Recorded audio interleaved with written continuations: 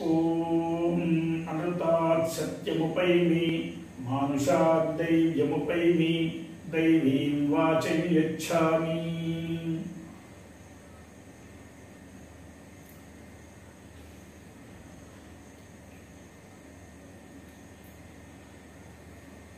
अविद्यानामन्तस्तिमिरमिहिरद्वीपनगरी जडानां चैतन्यस्तबकमकरन्दस्मृतिझरी दरिद्राणां चिन्तामणिगुणनिका जन्मजलधौ निमग्नानां तमुष्ट्रा मुररिपुवराहस्य भवति।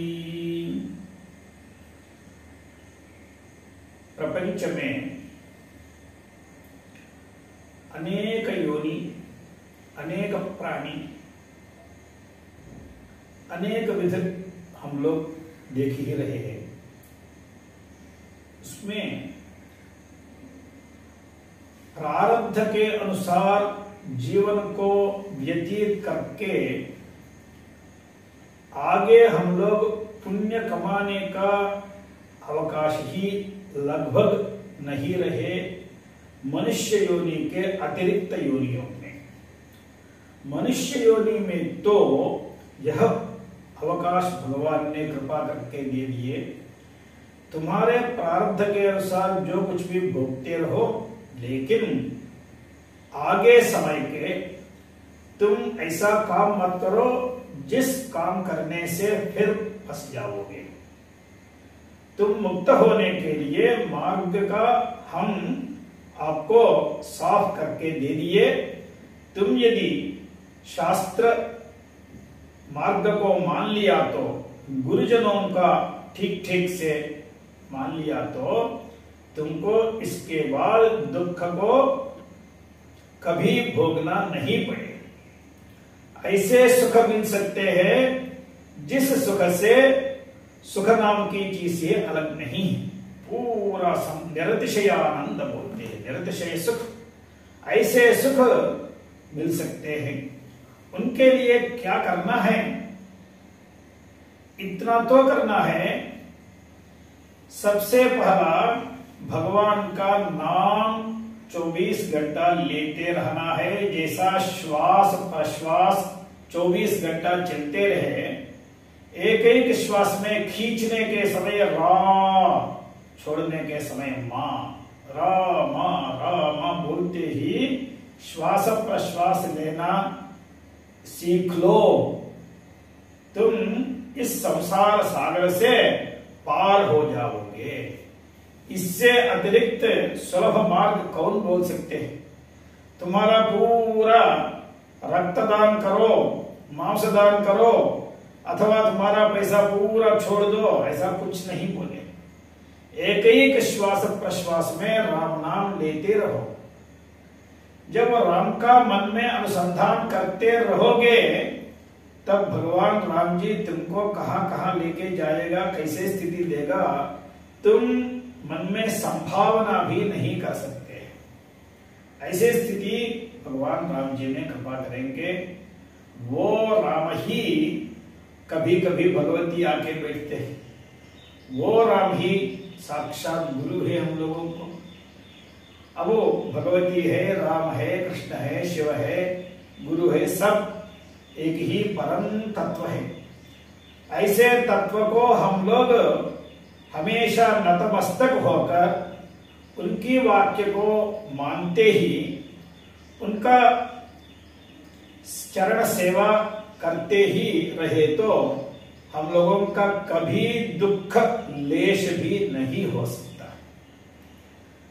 अब इतने लोग जन्म ले रहे हैं, उस जन्म का फल क्या है?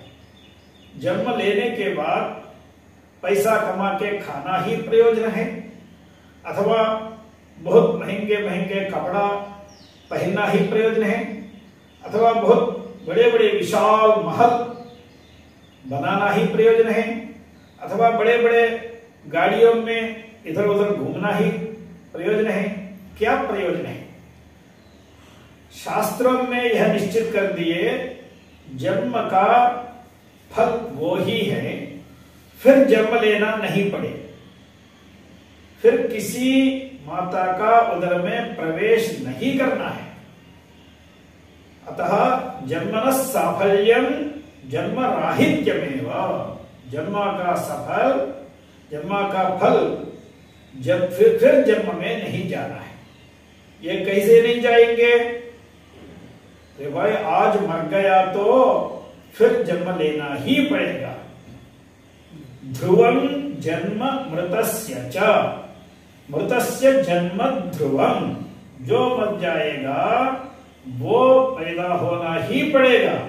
इसलिए मरने के पहले ही तुम सोचना चाहिए, हम नहीं पैदा होना चाहिए तो अब मरना नहीं चाहिए। अरे भाई कैसे बिना मर के रहेंगे? जातस्य हि ध्रुवो मृत्यु। जो पैदा होते हैं उनको मृत्यु निश्चित है। पैदा होने वालों का मृत्यु निश्चित है, मरने वालों का जन्म निश्चित है। तब दोनों निश्चित है तो हम लोग इस चक्र से बाहर कैसे आएंगे? संसार शब्द का ही अर्थ है जन्म मरण प्रवाह ही है, यही चक्र है। अब ये दोनों एक से एक जुड़ा है बोलते हैं, एक से एक दोनों मिला हुआ बोलते हैं, तब इससे बाहर भी बोलते हैं। हमको कुछ नहीं समझ रहे आप क्या कर रहे हैं, क्या कह रहे हैं।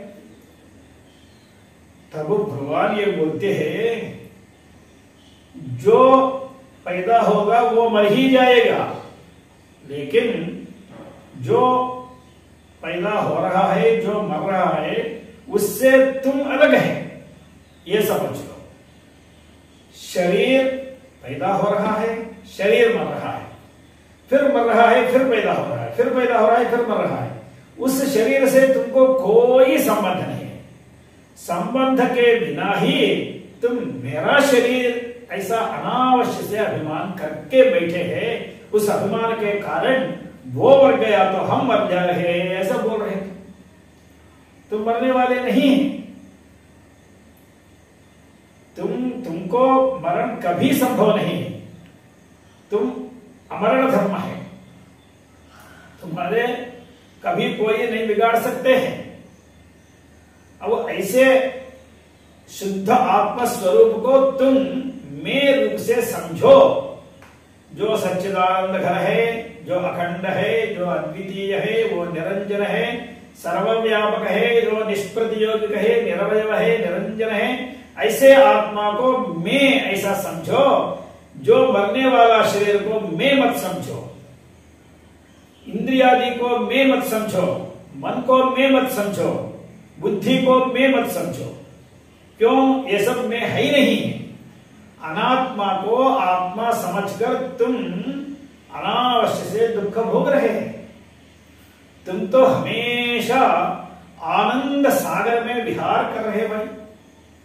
तब तुमको यह दुख कोई कुछ भी नहीं है तुमको, लेकिन तुम अनावश्यक से इसमें जाकर, इसमें फंसकर हम दुखी है, हमको बचाओ बचाओ बोलते हैं। तो वह डूबे नहीं है, बिना डूब के ही डूब गए ऐसा समझ रहे। जैसा स्वप्न में एक आदमी पलंग में सोते ही बोलेगा हम पहाड़ से नीचे गिर रहा हूं, हमको बचाओ बचाओ। कोई वहां पहाड़ ही नहीं है, वहां धरा ही नहीं, कुछ नहीं है, वो पलंग में अच्छी से सो रहा है। जैसा अज्ञान के कारण ऐसा हो रहा है, वैसा ही संसार चक्र में पड़ा है। अतः हम लोग जब वेद वाक्यों का मानकर, शास्त्रों का समझकर, शास्त्रज्ञ लोगों का वाक्य विश्वास करके, गुरुजनों के पास जाकर, अच्छे सज्जनों के उपदेश सुनकर जब हम लोग आत्म तत्व को समझ लेते हैं, प्रपंच का मूल्य क्या है वो भी समझ लेते हैं, तब हम लोगों का बंध है ही नहीं है। वो बंध असदे बंध असन्नेव, वो बंध है ही नहीं। बंध है तो हम कैसे मुक्त हो जाएंगे सोचना है। बंध है ही नहीं, त्रिकाल में भी बंध नहीं है। इसलिए ये जानने का ही हम लोगों का विलंब है। वो जान लिया तो हम लोग आज ही मुक्त है, कभी एक दिन मुक्त हो जाएंगे ऐसा नहीं है। आज ही मुक्त है हम लोग। अतः हम लोगों का मुक्त होने के लिए कोई न प्रयास है, न प्रयत्न है, न कठिनाई है, इतना समझना ही है। वो समझना हम लोगों की इच्छा से न होते हैं, गुरु कृपा से होती है, भगवद अनुकंपा से होती है। वो भगवद अनुकंपा कैसे होती है? जब हम लोग जो जो काम करते हैं वो पूरा काम भगवद अर्पण बुद्धि से करते हैं। हम लोग मैं कर रहा हूं ऐसा अहंकार बिना करके, हमारा नाम आना चाहिए ऐसा बिना सोचकर, भगवान के लिए सेवा है ऐसा सोचते ही जो विहित कर्मानुष्ठान करते हैं, भगवान के सेवा है ऐसा अपनी इच्छा के अनुसार कुछ भी नहीं करना है, विहित कर्मा है, जिसको जो विहित है शास्त्रों में वो ही करना है। वो विहित कर्मा भी ईश्वरार्पण बुद्धि से करना है। तब वो आदमी का मन शुद्ध हो जाते हैं। शुद्ध मन में सच्चा क्या है, झूठा क्या है वो समझ जाते हैं। उसका नाम विवेक बोलते हैं। वो पहला सीढ़ी है। वो सत्यानृत विवेक, नित्यानित्य वस्तु विवेक कहलाते हैं। वो सत्यानृत विवेक करने से ब्रह्म ही परम सत्य है, सब जगत मिथ्या है। यह बात समझने के बाद तब वो मिथ्याभूत जगत में कभी राग नहीं बनेगा। ये हमको चाहिए, ये हमको चाहिए, ऐसा नहीं बोलेगा। जो कल्पित है, जो झूठा है, वो मिथ्या है, वो हम क्या करेंगे? उसमें वैराग्य हो जाएगा, भगवान के विषय में ही आसक्ति हो जाएगी। तब वो तीव्र वैराग्य होना ही दूसरे सीढ़ी है। वो दूसरे सीढ़ी आने के बाद जब विरक्त हो जाते हैं, विरक्तांतःकरण में अपने आप मन हमारे कंट्रोल में आते हैं। तब हम जैसा बोलते हैं वैसा मन सुनते हैं। नहीं है तो मन हम लोगों को नचा देती है। वो मन बहुत बड़ा भूत है, वो किसी का सुनते नहीं। मनो दुर्निग्रहं चलन असंशयम महाबाहो। श्री कृष्ण ने बोले, हे अर्जुन तुम जैसा बोलते हैं वैसा मन बहुत बड़ी कठिनाई बेटा। जब तक हम लोग विरक्तांतःकरण नहीं लाते हैं तब तक कठिन है। विरक्तांतःकरण को हम लोग साधन किया तो तब मन अपने आप हमारे वश में आ जाती है। वश में आने के बाद शब्दमान संपत्ति होना तीसरा सीढ़ी है। उसके बाद तीव्र जिज्ञासा आनी चाहिए। तीव्र जिज्ञासा माने यह बात बिना समझकर हम न खाएंगे, न पिएंगे, न सोएंगे, न श्वास भी लेंगे। ऐसे एक दृढ़ निष्ठा चाहिए। ऐसी दृढ़ निष्ठा से हम लोग जिज्ञासा करना चाहिए। तीव्र जिज्ञासा होनी चाहिए। वो तीव्र जिज्ञासा जब होती है जिस साधक का, तब भगवान कृपा करके वो साधक के सामने भगवान ही किसी गुरु रूप में आ ही जाते हैं। हमारे गुरुदेव साक्षात भगवान का ही अवतार है, भगवान ही है। वो भगवान ऐसा बैठकर आज भगवान ऐसे कृपा कर रहे हैं। महादीन दयालु परम कृपालु है। अपने शरीर में कितनी पीड़ा है वो लगभग सब लोग समझ सकते हैं। गुरु जी का इस उम्र में, इस अवस्था में, इस यानी में कितनी पीड़ा होती है। तब भी वो सब छोड़कर भक्त लोग आ गया तो मंदहास पूर्वक सब लोग उनका करुणा कृपा वृष्टि कर रहे हैं। क्या बात है! ऐसे दीन दयालु, ऐसे करुणा मूर्ति को कहां भी तीनों जगतों में देख सकते क्या? हम लोग स्वर्ग गया तो वो लोग पूछेंगे तुम क्या पुण्य कर्म करके आए हैं? गुरुजी वो पूछ रहे हैं क्या? कौन कौन क्या क्या कर रहे हैं अपने अपने मन को जानते हैं। गुरुजी तो सब लोग कृपा कर रहे हैं। यही गुरु का महिमा होती है। ऐसे महिमा अन्वित, महिमा मंडित गुरुवर जब साधक के सामने आते हैं तब वो जिज्ञासा पूर्ण हो जाती है, वो मुक्तात्मा हो जाती है। इसलिए जन्म में यह काम करना पड़ेगा।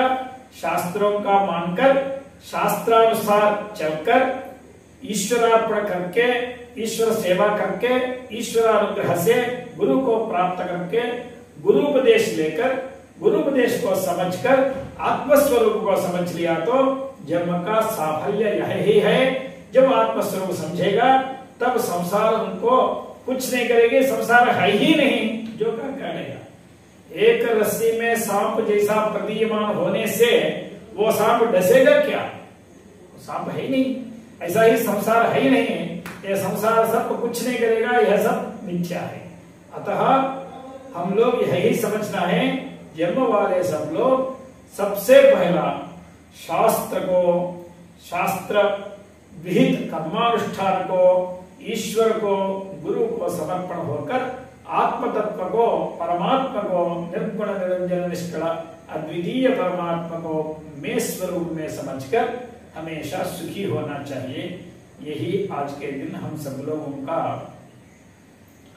नारायण स्मरण बोल बताते हैं। ऐसी स्थिति वो भगवती जन्म मृत्यु जरा तप्त जन विश्रांति दायिनी सर्वोपनिषद उद्भुष्टा जो भगवती है, वो भगवती सब लोगों का मन में अंतर्यामी रूप होकर ऐसे दिव्यानुभव कराना है। ऐसा हम भगवती से प्रार्थना करके हम विरमण कर रहे हैं। नारायण नारायण नारायण।